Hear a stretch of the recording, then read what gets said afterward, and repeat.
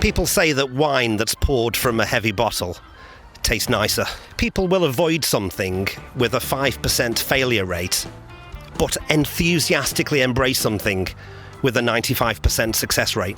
People report that painkillers are more effective if they're red, and sleeping pills are more effective if they're blue. People will spend £20 more online for products that they don't need to avoid a $1.99 shipping fee. People say that branded painkillers work better than non-branded painkillers, even though the ingredients are exactly the same. People will panic buy a hotel room online if the website says that 2 other people are looking at that room, despite the fact that they've only just visited the site. They say that food described elegantly in a flowery manner on a leather-bound menu tastes nicer compared to an identical meal, and they'll pay more for it. Humans are irrational and humans are illogical, and there's absolutely nothing that we can do about it.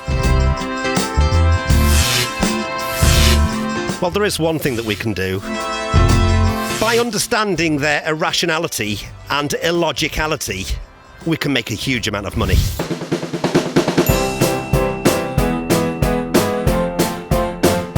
Welcome to the world of behavioural economics. The undisputed king of behavioural economics is the brilliant and incomparable Rory Sutherland. He's the vice chairman of Ogilvy UK and an advertising man of huge repute. It's thanks to Rory and his fascination with behavioural science and behavioural economics that we know more about this fascinating field of psychology than ever before. He's written books and he's all over YouTube.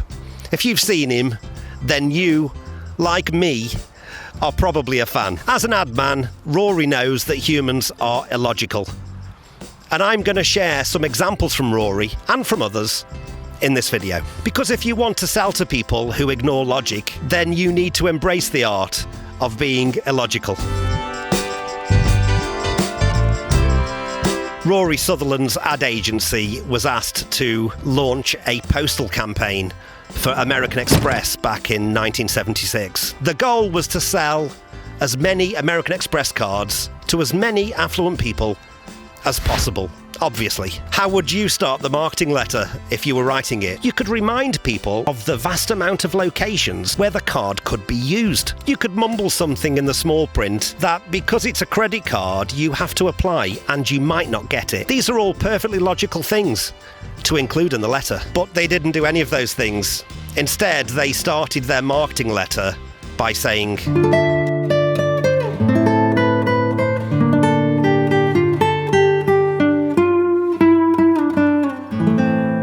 suggesting they might not qualify didn't push people away. It made people want to prove that they belonged. Scarcity bias made owning the card feel like a rare prize. People don't want what's just good. They crave what's hard to get. These people weren't applying for a credit card.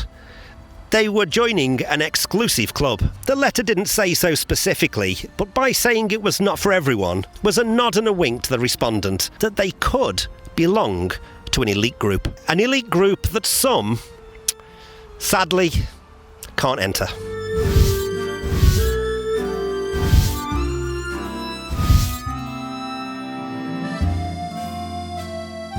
The opening words, quite frankly, set the tone. They're being straightforward and candid. Not everyone can get one. Just certain people. Certain people, maybe, like you.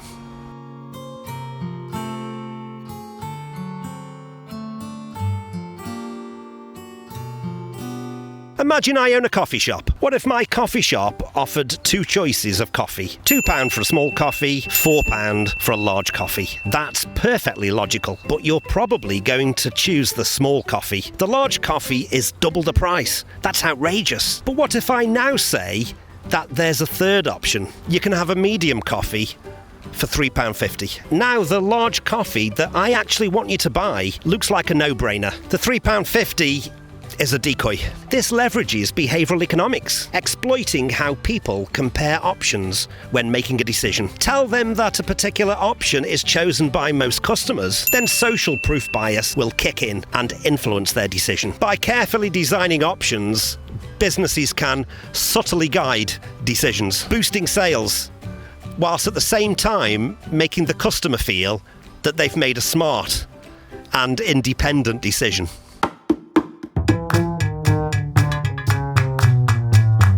Coffee shops writing your name on a plastic cup is absolutely illogical. It takes time, it's an extra step in the process, and if you're the barista, you're going to lose the pen. No manager with his eye on the bottom line would ever advocate for such a ridiculous thing. And anyway, no one asked for their name to go on the cup, but Starbucks do it. They know about the endowment effect. They know it creates a sense of ownership and personal connection to the product. It also creates social identity and recognition. We crave it. Asking for your name, then writing it down, and then calling you when it's ready drives cognitive engagement and attention on your part. You're much more likely to remember the visit.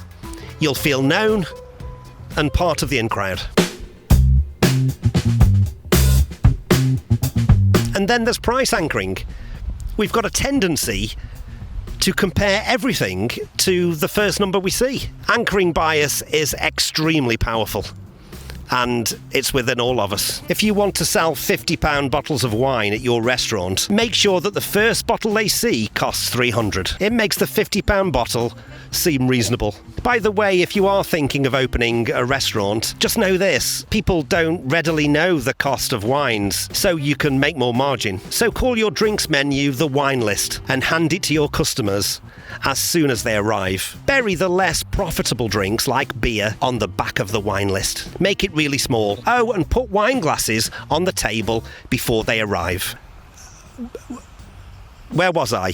Oh yes, anchoring. When launching the iPad, Steve Jobs didn't mention the price until an hour and a half into the presentation. When he did so, he put the price of $999 on the screen before saying that this is the price pundits are expecting. So that's what he lit up on the stage. He let that figure simmer on stage for a while. After an hour and a half of product demonstration, this figure seemed perfectly reasonable. When the screen then exploded into $499 for the basic model, the audience could not contain themselves. The room was engulfed with whoops and cheers of delight. It looked like he was giving them away.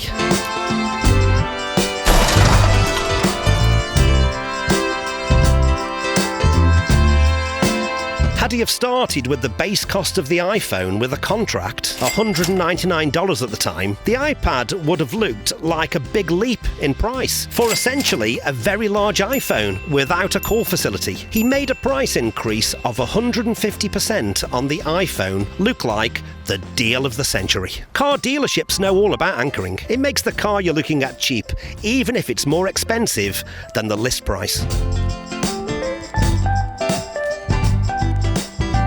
Study after study has shown that we just can't help to be influenced by the first number that we see. Rory himself gives the example of selling high-end supercars. Some retailers have stopped showing them at car shows. The prices look astronomical compared to mid-range cars. They now sell them at yacht and private plane shows. If you've been looking at Gulfstream jets all afternoon worth £40 million, then a 300,000 Bugatti now looks like an impulse buy.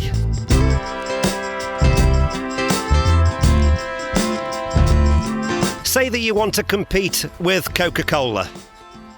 What does logic suggest that you do? Well, you'll want your product to be cheaper. Maybe in a large bottle. And you'll want it to win in taste tests. Cheaper, bigger, tastier. That's all you've got to do to rival Coca-Cola. It's a perfectly logical approach. But so far, no one's come close. And then along comes Red Bull. Their drink is very expensive, it comes in a tiny can, and it has a strange, almost medicinal taste. It was launched in 1987 in trendy Austrian clubs. Red Bull was priced double that of Coke in a small, sleek can. The taste was, Well, it was an acquired taste. It was in stark contrast to other soft drinks. They were sweeter, but thanks to the contrast effect, consumers perceived Red Bull as more specialised and effective. Scarcity bias made the tiny drink feel rare and exclusive. The high price signalled status. The cost and the small size became a feature, not a drawback. That unusual taste made it memorable and alluring. Something that expensive and that strange must be good. And everybody's drinking it. Once word got out that the cool cats at the trendy clubs were drinking it, then social proof bias took over. We all wanted a piece of it. You don't get much Red Bull in a can. It's expensive. It's got a strange taste.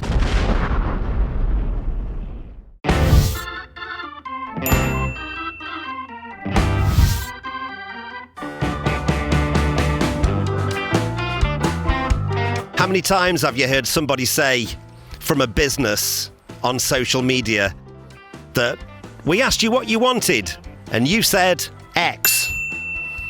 So here it is, X. Only to find that no one wants it. Absolutely no one. Asking people in a survey what they want almost guarantees that you'll come away with a product or a service that won't sell. People can't predict their own actions because of cognitive biases. Human behaviour is driven by unconscious motivations, emotions and biases, which traditional market research struggles to capture. American Express stamps your card with details of how long you've been a member. That small detail costs them very little, but it creates a sense of loyalty and status for cardholders. No market research would have suggested putting a member since stamp on the cards. No one would have deemed it necessary. But people have feelings of status and continuity that defy logic. They haven't asked for it, but they feel it. Now they have it. Uber now shows you where your taxi is on a map. You can track its exact journey to your location. No one asked for that. It doesn't get the taxi to you faster, but it makes the wait feel easier. You know it's on the way. You can even go and do something whilst you wait, making the wait seem quicker. There's no extra drivers. They're not getting to you any quicker. And the cost is minimal. That little map reduces anxiety and makes the service feel more reliable.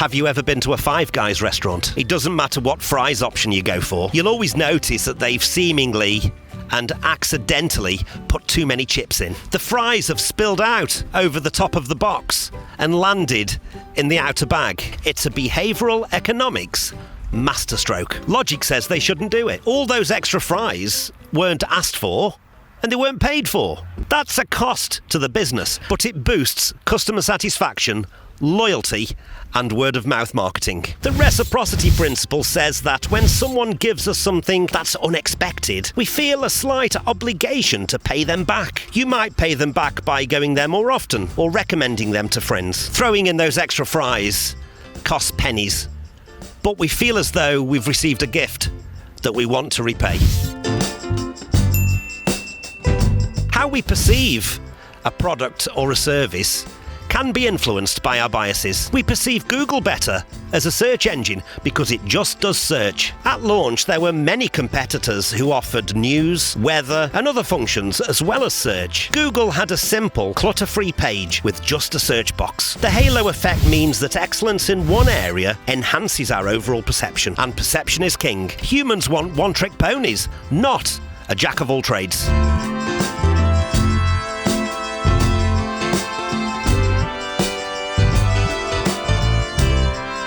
Back in the 1960s, Avis Rent-A-Car languished in second place behind its much bigger competitor, Hertz Rent-A-Car. But their advertising agency knew about the framing effect. They ran an advertising campaign stating,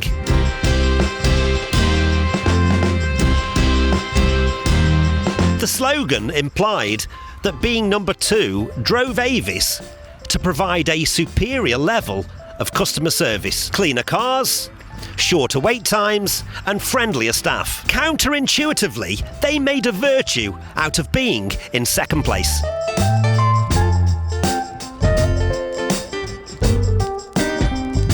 A weakness was reframed as a strength, and within a year, losses were turned into profits, and the market share gap between Avis and their much larger competitor was narrowed. Humans are illogical, so if you want to do business with them, you need to be illogical too. And there is some logic in that.